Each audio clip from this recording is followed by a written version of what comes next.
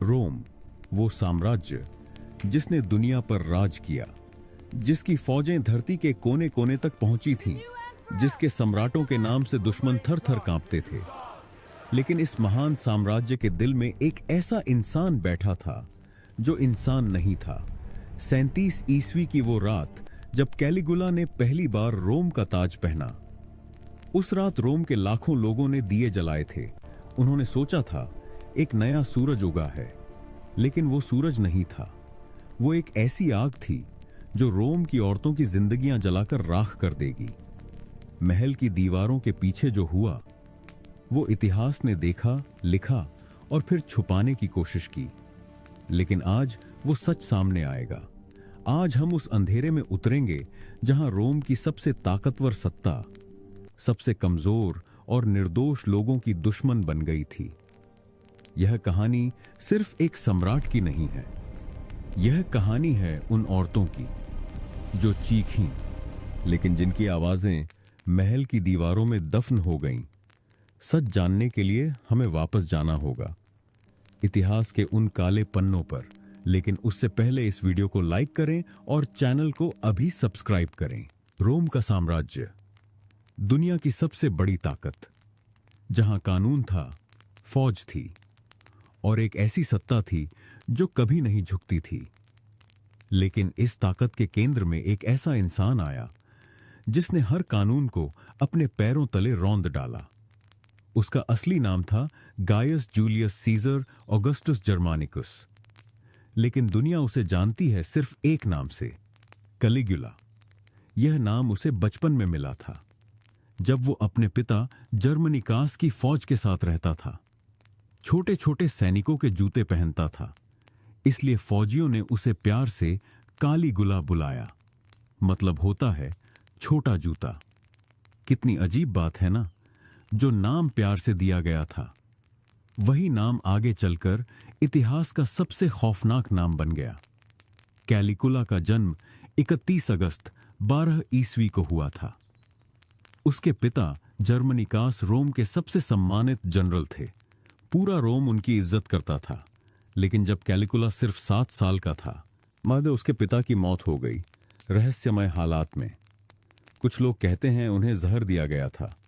यह पहला जख्म था जो छोटे कैलिगुला के दिल पर लगा, और यह जख्म कभी भरा नहीं। पिता की मौत के बाद उसकी मां एग्रिपीना को भी रोम की सियासत ने निगल लिया। सम्राट टाइबेरियस ने उसकी मां को निर्वासन में भेज दिया। वहां उसकी मां ने भूख से तड़प तड़प कर दम तोड़ा। कैलिगुला ने अपनी आंखों से यह सब देखा था। एक बच्चे ने देखा कि ताकत के सामने रिश्ते कुछ नहीं होते। उसने देखा कि जो ताकतवर है वही सब कुछ है। यही सोच उसके दिल में जड़ें जमाती रहीं, साल दर साल। टाइबियस के दरबार में कैलिगुला ने अपनी जवानी गुजारी। वो चुप रहता था, वो झुकता था, वो मुस्कुराता था, भले ही अंदर से जल रहा हो। इतिहासकार सुएटोनियस लिखते हैं कि कैलिगुला में कभी भी इंसानी जज्बात नहीं थे। वो क्रूरता को देखकर खुश होता था। टिबेरियस के दरबार में उसने सजाएं देते देखा, तड़पते लोगों को देखा, और वो देखता रहा, पर बिना किसी भाव के, जैसे वो किसी और दुनिया का प्राणी हो। 37 ईस्वी में टाइबेरियस की मौत हुई और रोम का ताज कैलिगुला के सिर पर आ गया। वो सिर्फ 24 साल का था। रोम की जनता खुश थी। लोगों ने सोचा एक जवान नया सम्राट आया है, अब सब ठीक होगा। पहले कुछ महीने सच में ठीक रहे। कैलिगुला ने कैदियों को आजाद किया, टैक्स कम किए, लोगों में पैसे बांटे, रोम की गलियों में जश्न था। लेकिन यह जश्न ज्यादा दिन नहीं चला, क्योंकि कुछ महीनों बाद कैलिगुला बीमार पड़ा। बहुत तेज बुखार था। कई हफ्ते वो मौत और जिंदगी के बीच झूलता रहा, और जब वो ठीक हुआ तो वो कैलिगुला नहीं रहा था। कुछ बदल गया था उसमें, कुछ ऐसा जो शायद पहले से ही अंदर दबा हुआ था। अब वो बाहर आ चुका था। अब रोम को असली कैलिगुला से मिलना था, और रोम की औरतें वो सबसे पहले इस बदलाव का शिकार बनने वाली थीं। बीमारी के बाद कैलिगुला जब दरबार में वापस आया तो उसकी आंखों में एक अजीब चमक थी। वो चमक जो किसी सामान्य इंसान की नहीं होती। दरबारी उसे देखकर घबरा गए। कुछ तो डर के मारे नजरें झुका लेते थे। कैलिगुला अब खुद को इंसान नहीं समझता था। उसने ऐलान कर दिया, वो एक देवता है, रोम के देवता जुपिटर का अवतार। उसने आदेश दिया कि उसकी मूर्तियां मंदिरों में स्थापित की जाएं। लोगों को उसके सामने झुकना था जैसे किसी देव के सामने झुकते हैं। जो नहीं झुका उसका अंजाम बहुत बुरा होता था। यह सिर्फ पागलपन नहीं था, यह एक सोची समझी ताकत का खेल था। जब तुम खुद को देवता घोषित कर दो, तो तुम्हारे हर काम पर सवाल उठाना पाप बन जाता है। और कैलिगुला यही चाहता था। वो चाहता था कि कोई उससे सवाल न कर सके, कोई उसे रोक न सके, कोई उसे नहीं न कह सके। रोम के सीनेटर चुप हो गए, जज चुप हो गए, फौज के जनरल चुप हो गए, और इस चुप्पी की सबसे बड़ी कीमत चुकाई रोम की औरतों ने।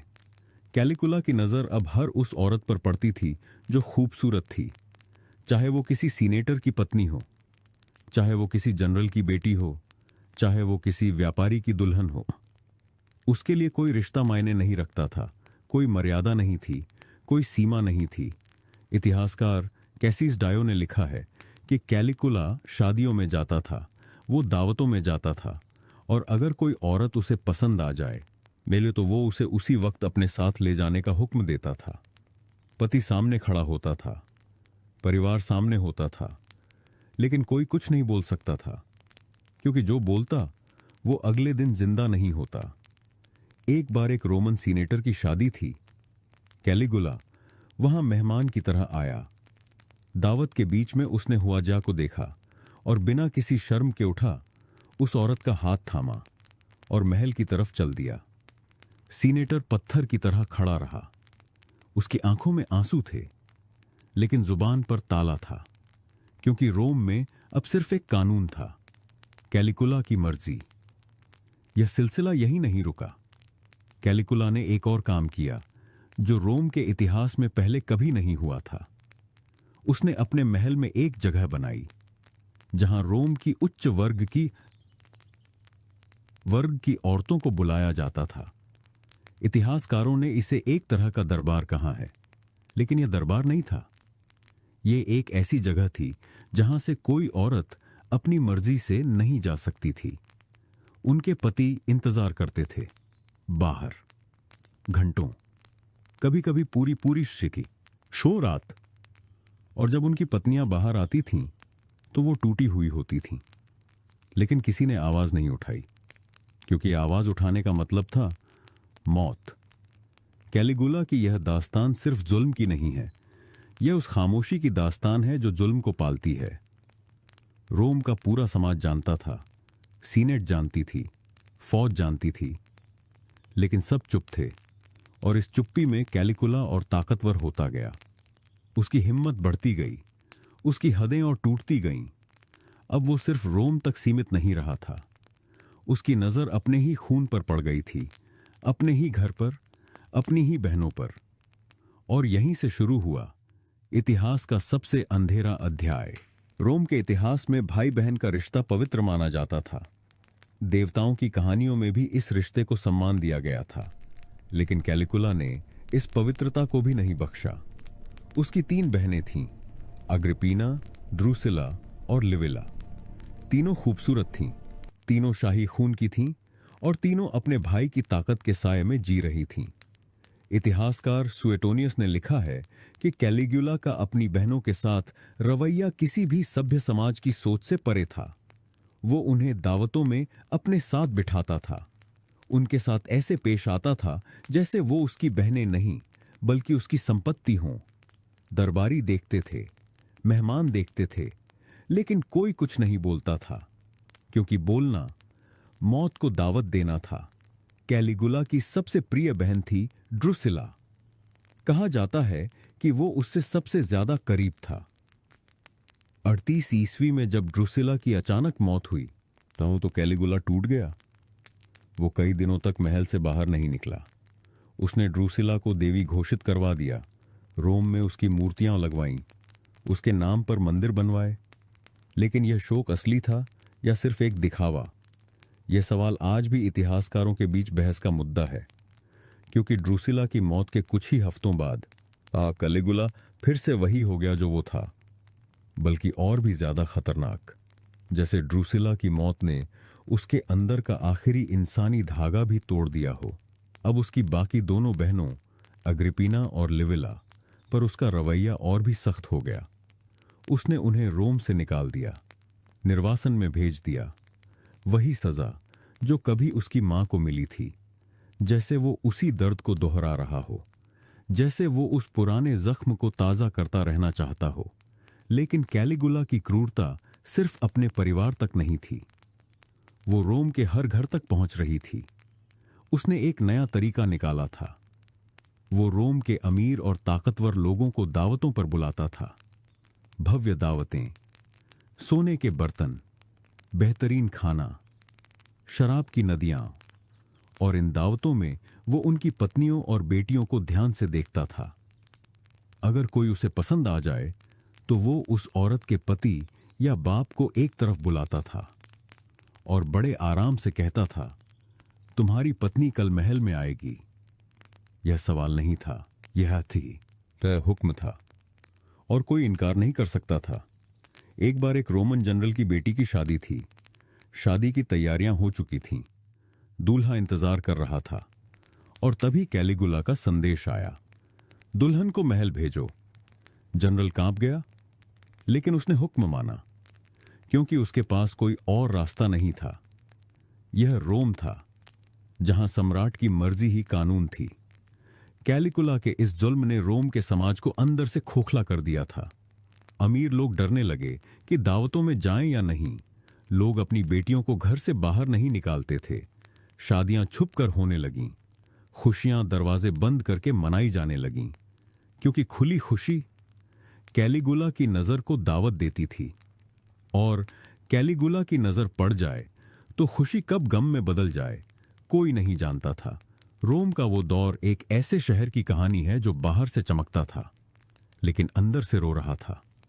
जहां हर घर में एक डर था, हर औरत की आंखों में एक अनजाना खौफ था, और हर मर्द की जुबान पर एक ताला टकता था।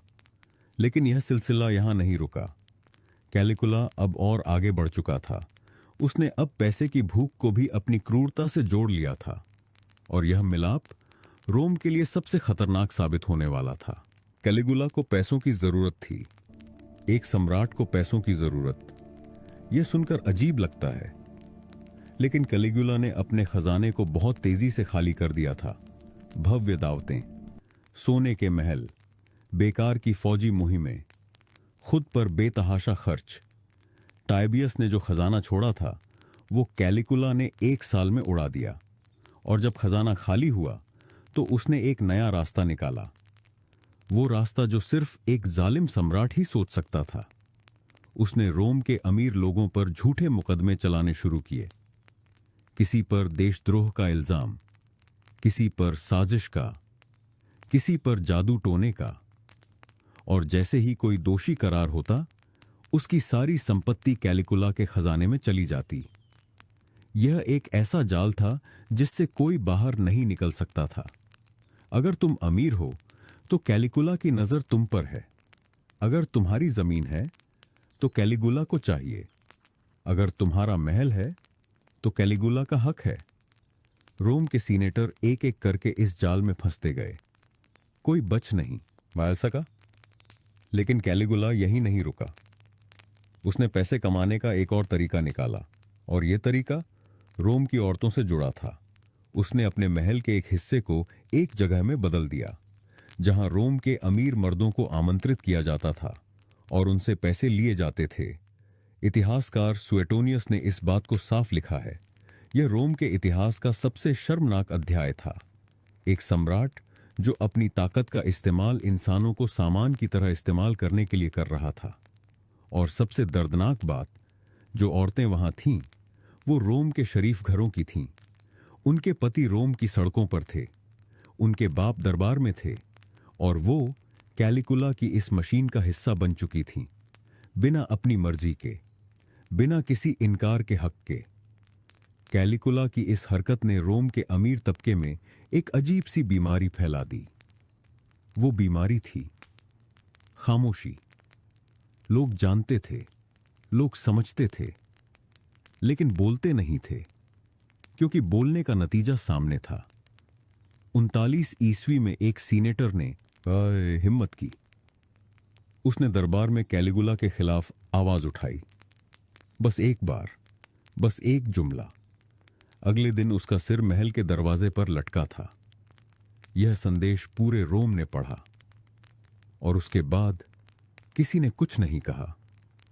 कैलिगुला की ताकत अब अपने चरम पर थी। वो जो चाहता था करता था, जब चाहता था करता था, जिसके साथ चाहता था करता था। रोम का कानून उसके लिए था, रोम की फौज उसके लिए थी, रोम का खजाना उसके लिए था और रोम के लोग वो भी उसके लिए थे, उसकी मर्जी के मुताबिक, उसके हुक्म के मुताबिक। लेकिन इतनी ताकत के बावजूद कैलिगुला के अंदर एक डर था, एक गहरा और काला डर। वो डर था मौत का। वो हर वक्त सोचता था कि कोई उसे मारना चाहता है, कोई उसके खाने में जहर मिला सकता है, कोई उसकी नींद में आ सकता है। इसलिए उसने अपने महल में पहरेदारों की 3-3 परतें लगा दी थीं। रात को वो खुद पहरेदारों की जांच करता था। वो कभी एक ही कमरे में नहीं सोता था। हर रात अलग कमरा, हर रात अलग पहरा। इतिहासकार कहते हैं कि कैलिगुला को नींद नहीं आती थी। वो रातों को महल में अकेला घूमता था, अंधेरे गलियारों में, जैसे कोई भूत अपनी ही कैद में हो। जिस इंसान ने पूरे रोम को डरा रखा था, वो खुद डरा हुआ था। यह इतिहास का सबसे बड़ा विरोधाभास था। एक जालिम जो खुद अपने जुल्म के साये में जी रहा था, लेकिन यह डर उसे बेहतर नहीं बना रहा था। यह डर उसे और खतरनाक बना रहा था, क्योंकि डरा हुआ जालिम सबसे ज्यादा खून बहाता है। और अब कैलिगुला का अगला निशाना रोम की वो औरतें थीं जो अब तक बची हुई थीं, जो अब तक उसकी नजर से दूर थीं, लेकिन अब उनकी बारी आने वाली थी। रोम में अब एक अजीब सा सन्नाटा था। वो सन्नाटा जो तूफान से पहले आता है। लोग बाजारों में जाते थे, लेकिन नजरें झुकाकर। लोग बात करते थे, लेकिन आवाजें धीमी रखकर। हर कोई जानता था कि कैलिगुला की नजर कहीं भी पड़ सकती है, और जिस पर पड़ जाए उसकी जिंदगी बदल जाती थी, हमेशा के लिए। इसी दौर में कैलिगुला ने एक और फैसला किया, एक ऐसा फैसला जिसने रोम के उच्च वर्ग की औरतों की नींद उड़ा दी। उसने आदेश दिया कि रोम के हर बड़े घराने की औरतें महल में एक खास दरबार में पेश हों। यह दरबार हर हफ्ते लगता था। औपचारिक तौर पर यह एक शाही मुलाकात थी, लेकिन असल में यह कैलिगुला का वो तरीका था जिससे वो अपनी पसंद चुनता था। औरतें सज धज कर आती थीं, क्योंकि अगर वो नहीं आतीं तो उनके परिवार को अंजाम भुगतना पड़ता। वो आती थीं, लेकिन कांपते दिल के साथ। हर औरत यही दुआ मांगती थी कि आज कैलिगुला की नजर उस पर न पड़े, कि आज वो उसे नजरअंदाज कर दे, कि आज वो किसी और तरफ देखे। लेकिन दुआएं हमेशा कबूल नहीं होती। कैलिगुला उन्हें ध्यान से देखता था, एक एक को, और जो उसे पसंद आती उसके लिए वो अपने खास नौकर को इशारा करता था। बस एक इशारा, और उस औरत की जिंदगी उसी लम्हे बदल जाती थी।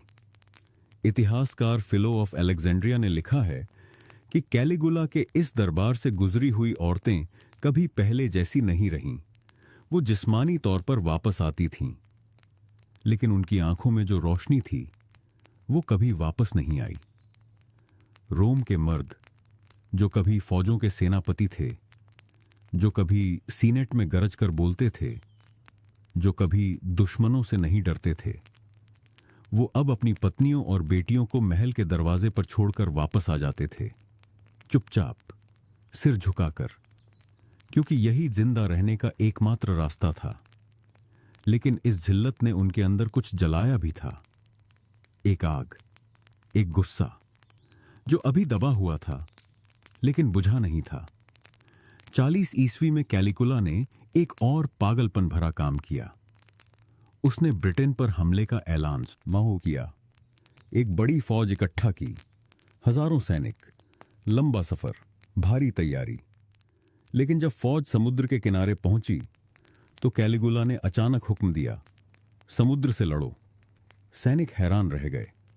उन्होंने सोचा शायद उन्होंने गलत सुना, लेकिन नहीं, कैलिगुला का हुक्म था, समुद्र की लहरों पर भाले चलाओ, सीपियां इकट्ठा करो, यही तुम्हारी जंग की ट्रॉफी है।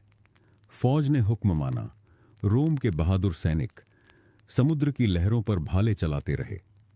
यह दृश्य इतिहास में सबसे अजीब और दर्दनाक दृश्यों में से एक है। एक पागल सम्राट, एक बेबस फौज और एक साम्राज्य जो धीरे धीरे अंदर से टूट रहा था। रोम वापस लौटकर कैलिगुला ने इस जंग की जीत का जश्न मनाया, खुद को विजेता घोषित किया, सीपियों को खजाने में रखवाया और रोम की जनता को मजबूर किया कि वो इस जीत पर तालियां बजाएं। लोगों ने बजाईं, क्योंकि न बजाना मौत थी। लेकिन इस पागलपन ने एक काम किया, इसने रोम की फौज के जनरलों को सोचने पर मजबूर कर दिया। अब तक वो कैलिगुला के जुल्म को सहते आए थे, अब तक वो उसकी हर बेइज्जती को पी जाते थे, लेकिन इस बेवकूफी ने उनके धैर्य का बांध तोड़ दिया। फौज के अंदर धीरे धीरे एक साजिश पकने लगी, एक ऐसी साजिश जो रोम की तकदीर बदलने वाली थी। और कैलिगुला, जो हर चीज से डरता था, इस साजिश से बेखबर था। वो अभी भी अपने महल में बैठा था, अभी भी अपनी ताकत के नशे में था, अभी भी रोम की औरतों पर अपना जुल्म जारी रखे हुए था। लेकिन वक्त बदल रहा था, और इतिहास में जब वक्त बदलता है तो वो बहुत तेजी से बदलता है। रोम की उन रातों में जब कैलिगुला महल में अकेला घूमता था, जब वो अंधेरे गलियारों में अपने ही साये से डरता था, उन्हीं रातों में रोम के कुछ लोग मिल रहे थे, छुपकर, धीरे धीरे, बहुत सावधानी से। यह लोग कोई आम नहीं थे, यह रोम के प्रेटोरियन गार्ड के अफसर थे, वही फौज जो कैलिगुला की हिफाजत के लिए थी, वही लोग जो उसके सबसे करीब थे। उन्हीं के दिलों में अब एक आग जल रही थी। उनका नेता था कैसियस कैरिया, एक तजुर्बेकार फौजी अफसर जिसने रोम के लिए लड़ाइयां लड़ी थीं, जिसके जिस्म पर पुरानी जंगों के निशान थे।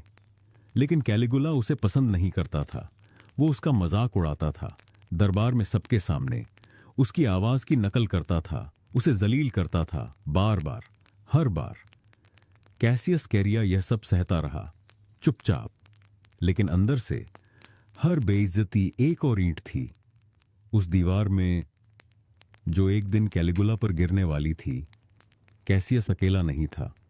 उसके साथ थे कई और अफसर, कई सीनेटर, कुछ दरबारी, जो कुछ सब थक चुके थे, जो सब टूट चुके थे, जिन्होंने अपनी आंखों से बहुत कुछ देखा था, बहुत कुछ सहा था, और अब बस बहुत हो चुका था।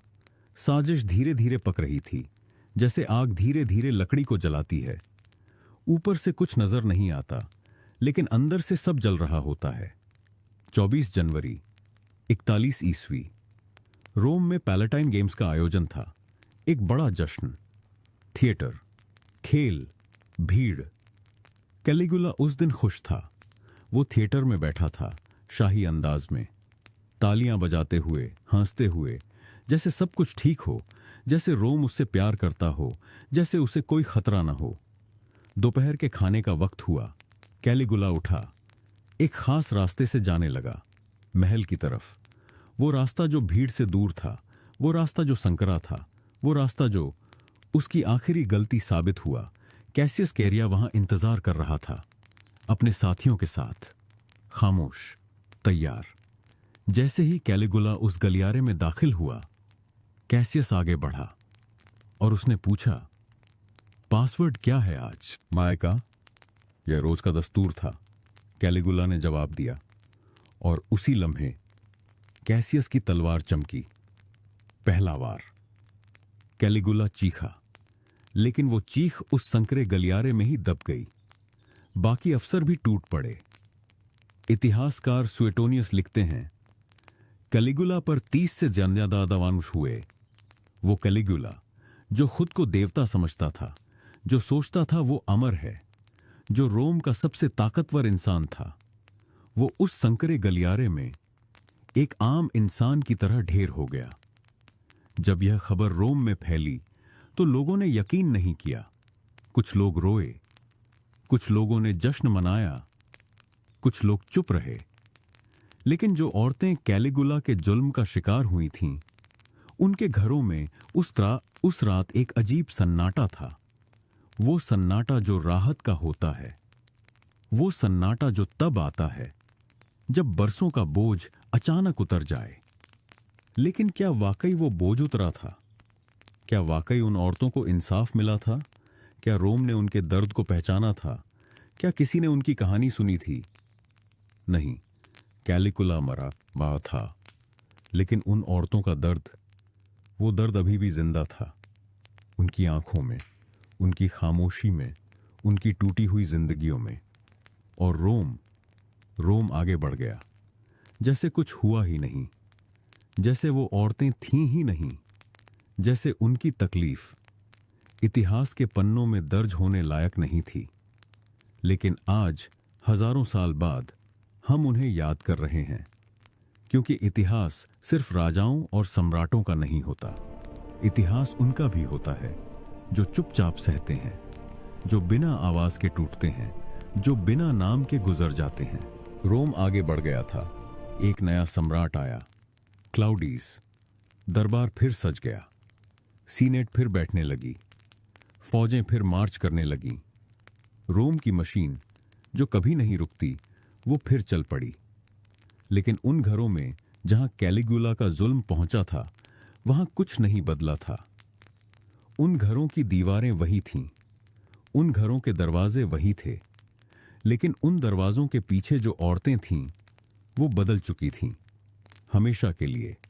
एक रोमन इतिहासकार ने लिखा है कि कैलिगुला के दौर में जो औरतें महल से गुजरी थीं, उनमें से कई ने कभी भी किसी से बात नहीं की, कभी किसी को कुछ नहीं बताया।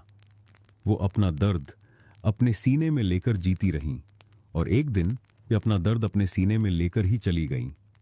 यही उस दौर की सबसे बड़ी त्रासदी थी। जुल्म हुआ लेकिन दर्ज नहीं हुआ, तकलीफ थी लेकिन आवाज नहीं थी, घाव थे लेकिन दिखाई नहीं देते थे। रोम का नया सम्राट क्लाउडियस एक समझदार इंसान था। उसने कैलिगुला के कई जुल्मी कानून वापस लिए, सीनेट को कुछ ताकत वापस दी, लोगों को राहत मिली। लेकिन किसी ने नहीं पूछा कि उन औरतों का क्या हुआ। किसी ने नहीं पूछा कि उनके जख्म कैसे भरेंगे। किसी ने नहीं पूछा कि उनकी कहानी कौन लिखेगा, क्योंकि रोम का समाज उस वक्त भी औरतों की तकलीफ को इतिहास नहीं मानता था। वो सिर्फ एक हादसा था जो हुआ और गुजर गया। लेकिन क्या वाकई गुजर गया?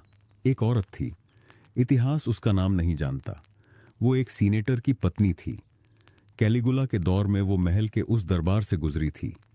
जब क्लाउडियस का दौर आया तो उसके पति ने उसे वापस अपनाने से इनकार कर दिया। उसने कहा, तुम अब वो नहीं रही जो थीं। वो औरत रोम की गलियों में निकल गई, अकेली, बेसहारा, उस समाज में जिसने पहले उसे बचाया नहीं और अब उसे अपनाने से भी इनकार कर दिया। यह एक औरत की कहानी नहीं है, यह उन सैकड़ों औरतों की कहानी है जिनके साथ यही हुआ, जो कैलिगुला के जुल्म की शिकार हुईं और फिर अपने ही समाज के बारीत फैसले की भी। इतिहास के पन्नों में कैलिगुला का नाम है, उसके जुल्म का जिक्र है, उसकी मौत का विवरण है, लेकिन उन औरतों के नाम कहीं नहीं हैं। वो गुमनाम हैं, वो अनकही हैं, वो इतिहास की वो आवाजें हैं जो कभी सुनी नहीं गईं। कैलिगुला के दौर ने रोम को एक और सबक दिया, एक ऐसा सबक जो हर साम्राज्य को मिलता है। जब ताकत बेलगाम हो जाए तो सबसे पहले कमजोर लोग टूटते हैं।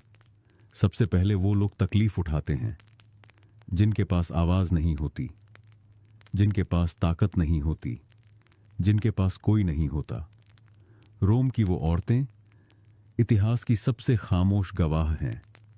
उन्होंने देखा, उन्होंने सहा, उन्होंने झेला, और फिर चुपचाप वक्त के अंधेरे में खो गईं।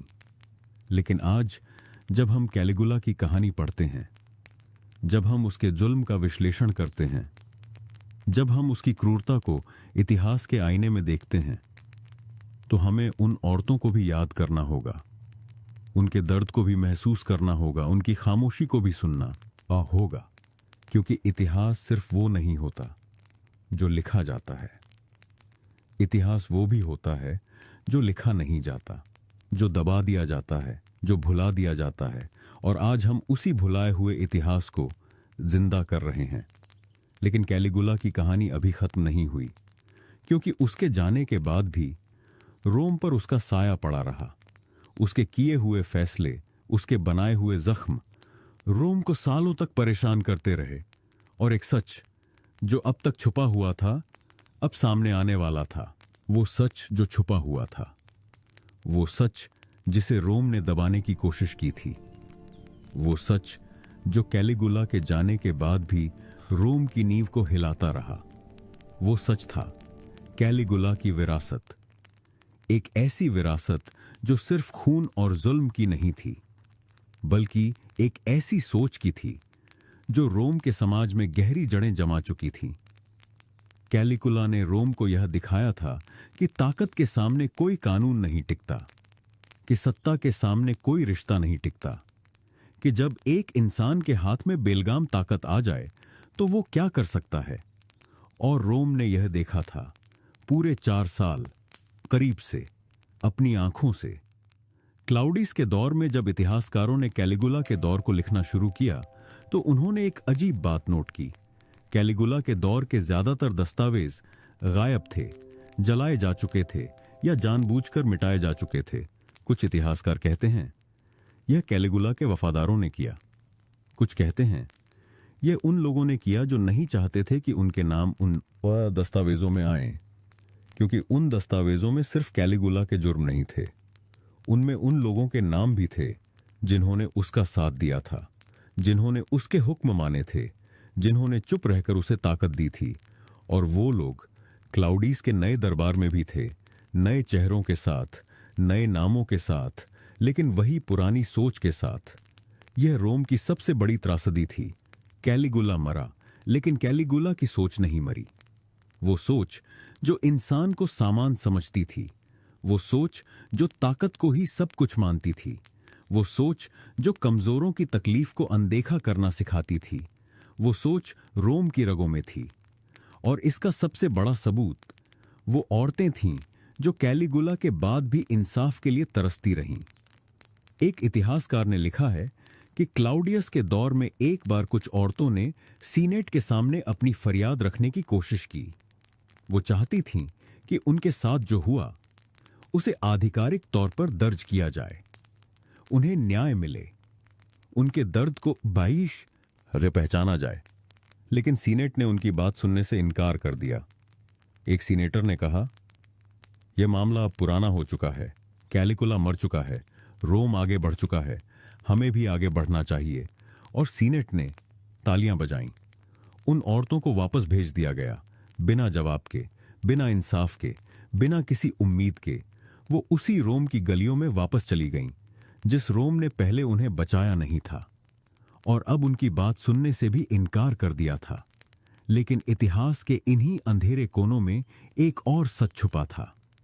कैलिगुला के दौर में कुछ औरतें ऐसी भी थीं जिन्होंने हिम्मत नहीं हारी थी, जिन्होंने अपने तरीके से लड़ाई लड़ी थी, चुपचाप, अंदर ही अंदर।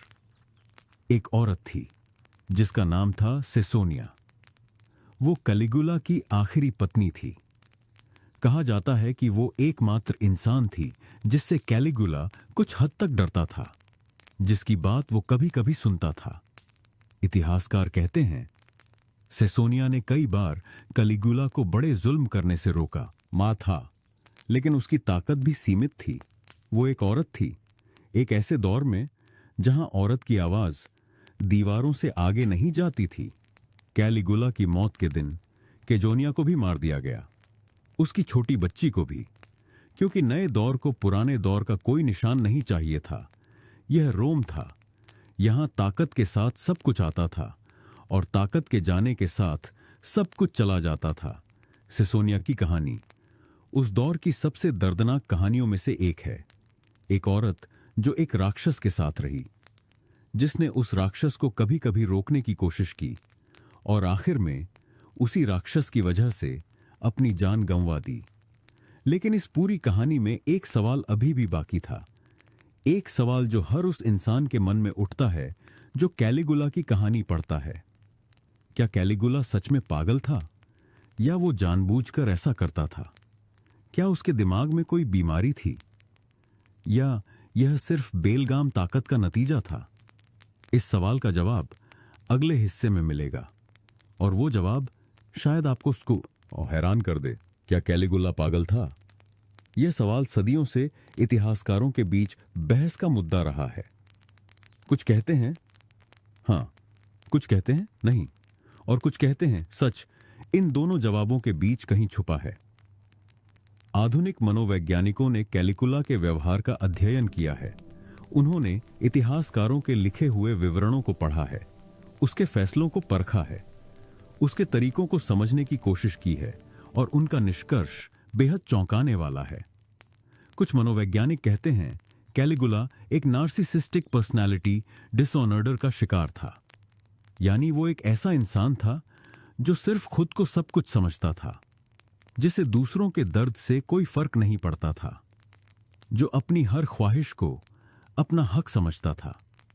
लेकिन कुछ और इतिहासकार एक अलग नजरिया रखते हैं। वो कहते हैं कैलिगुला पागल नहीं था, वो बहुत होशियार था, बहुत चालाक था। उसने जो किया वो सोच समझकर किया, एक मकसद के साथ, एक रणनीति के साथ। उसने खुद को देवता इसलिए घोषित भाई किया ताकि उस पर सवाल न उठे। उसने अमीरों पर झूठे मुकदमे इसलिए चलाए ताकि उनकी दौलत अपने पास कर सके। उसने फौज को बेवकूफ बनाने वाले काम इसलिए कराए ताकि उनकी अकड़ तोड़ सके। यह पागलपन नहीं था, यह एक ऐसे इंसान की चाल थी जो जानता था कि ताकत कैसे बनाए रखी जाती है, जो जानता था कि लोगों को कैसे तोड़ा जाता है, जो जानता था कि डर सबसे बड़ा हथियार होता है। लेकिन एक तीसरा नजरिया भी है और यह नजरिया शायद सबसे सच्चा है। कैलिगुला एक ऐसा इंसान था जो बचपन से टूटा हुआ था, जिसने बचपन में बहुत कुछ खोया था। पिता की मौत, मां का निर्वासन, भाइयों की मौत, अपने ही परिवार की तबाही, यह सब उसने देखा था, महसूस किया था। और जब उसे ताकत मिली तो उसने उस ताकत से वही किया जो एक टूटा हुआ इंसान करता है। उसने दूसरों को तोड़ा, उसने दूसरों को वही दर्द दिया जो उसे मिला था। यह कोई बहाना नहीं है, यह कोई माफी नहीं है, लेकिन यह एक समझ है, एक ऐसी समझ जो हमें बताती है रास्ते कि जुल्म अचानक नहीं होता, जुल्म पलता है धीरे धीरे। उन जगहों पर जहां दर्द को नजरअंदाज किया जाता है, जहां घाव को भरने की जगह दबा दिया जाता है, जहां एक टूटे हुए इंसान को बेलगाम ताकत दे दी जाती है। कैलिगुला की कहानी सिर्फ एक पागल सम्राट की कहानी नहीं है, यह एक चेतावनी है हर उस समाज के लिए जो ताकत को बिना जवाबदेही के चलने देता है, हर उस व्यवस्था के लिए जो कमजोरों की आवाज को दबाती है, हर उस इंसान के लिए जो ये सोचता है कि चुप रहना सबसे सुरक्षित रास्ता है, क्योंकि चुप रहना जुल्म को ताकत देता है, चुप रहना जालिम को और हिम्मत देता है, चुप रहना उन लोगों को अकेला छोड़ देता है जो पहले से ही अकेले हैं। रोम ने यह सबक बहुत देर से सीखा, बहुत कीमत चुकाकर सीखा। उन औरतों की कीमत पर सीखा जिनकी जिंदगियां बर्बाद हो गईं, उन परिवारों की कीमत पर सीखा जो टूट गए, उन लोगों की कीमत पर सीखा जो चुप रहे और पछताते रहे। कैलिगुला की मौत के बाद रोम के कुछ इतिहासकारों ने उसके दौर को द टाइम ऑफ मैडनेस कहा, पागलपन का दौर। लेकिन शायद यह नाम सही नहीं था, शायद इसे कहना चाहिए था द टाइम ऑफ साइलेंस, खामोशी का दौर। क्योंकि असली त्रासदी कैलिगुला का पागलपन नहीं था, असली त्रासदी वो खामोशी थी जो उसके पागलपन को पलने देती रही। वो खामोशी जो रोम की गलियों में थी, दरबार में थी, सीनेट में थी, फौज में थी और उन घरों में भी थी जहां से औरतें महल की तरफ जाती थीं और वापस नहीं आती थीं, लेकिन अब इस कहानी का आखिरी हिस्सा बाकी है, एक आखिरी सच, एक आखिरी सवाल, जो शायद इस पूरी कहानी का सबसे जरूरी हिस्सा है। वो आखिरी सवाल, वो आखिरी सच जो इस पूरी कहानी की जान है। सवाल यह है, क्या कैलिगुला जैसे लोग सिर्फ इतिहास में थे? क्या ऐसे जालिम सिर्फ रोम के महलों में पैदा हुए थे? क्या ऐसी खामोशी सिर्फ उस दौर में थी? जवाब आप खुद जानते हैं। इतिहास एक आईना होता है जो हमें दिखाता है कि हम कहां से आए हैं, और अगर हम सावधान न रहें तो हम कहां जा सकते हैं। कलिगुला का दौर 37 ईस्वी में शुरू हुआ था, 41 ईस्वी में खत्म हुआ। सिर्फ 4 साल, लेकिन इन 4 सालों में रोम की वो तबाही हुई जिसके निशान सदियों तक रहे। हजारों जिंदगियां बर्बाद हुईं, अनगिनत परिवार टूटे, अनगिनत औरतें टूटीं, और रोम का वो समाज जो खुद को दुनिया का सबसे सभ्य समाज कहता था, उसने यह सब होते हुए देखा और चुप रहा। यही सबसे बड़ा जुर्म था। कैलिगुला का जुर्म तो था ही, लेकिन उन लोगों का जुर्म भी कम नहीं था जो देखते रहे, जो जानते रहे और चुप रहे, क्योंकि जुल्म को ताकत पुसी जालिम नहीं और देता। जुल्म को ताकत देती है वो खामोशी जो जुल्म को देखकर भी आंखें फेर लेती है। रोम की वो औरतें जिनके नाम इतिहास ने नहीं लिखे, जिनकी तकलीफ को इतिहास ने नहीं पहचाना, जिनके आंसुओं को इतिहास ने नहीं गिना, आज हजारों साल बाद हम उन्हें याद कर रहे हैं। उनके लिए यह वीडियो है, उनके दर्द के लिए, उनकी खामोशी के लिए, उनकी उन कहानियों के लिए जो कभी सुनी नहीं गईं। कैलिगुला का महल आज खंडहर है, उसका सोने का तख्त मिट्टी में मिल चुका है, उसकी ताकत वक्त की धूल में दब चुकी है, लेकिन वो दर्द जो उसने दिया वो आज भी इतिहास के पन्नों में जिंदा है। इसीलिए इतिहास पढ़ा जाता है, इसीलिए इतिहास सुना जाता है, ताकि हम जान सकें कि ताकत का नशा इंसान को कहां ले जाता है, ताकि हम जान सकें कि खामोशी कितनी महंगी पड़ सकती है, ताकि हम जान सकें कि जो आवाजें दबा दी जाती हैं वो कभी सच में नहीं मरती, वो इतिहास बन जाती हैं, वो कहानियां बन जाती हैं, वो सबक बन जाती हैं। जैसे आज रोम की उन गुमनाम औरतों की कहानी एक सबक बन गई है हम सबके लिए। आज की इस कहानी को यहीं विराम देते हैं, लेकिन इतिहास के और भी ऐसे अनकहे सच हैं जो आपका इंतजार कर रहे हैं। अगर आप चाहते हैं कि ऐसी और कहानियां सामने आएं, तो इस वीडियो को अभी लाइक करें, चैनल को सब्सक्राइब करें और घंटी का बटन दबाना मत भूलिए, ताकि अगली कहानी सबसे पहले आप तक पहुंचे। क्योंकि इतिहास रुकता नहीं और हम भी नहीं रुकेंगे।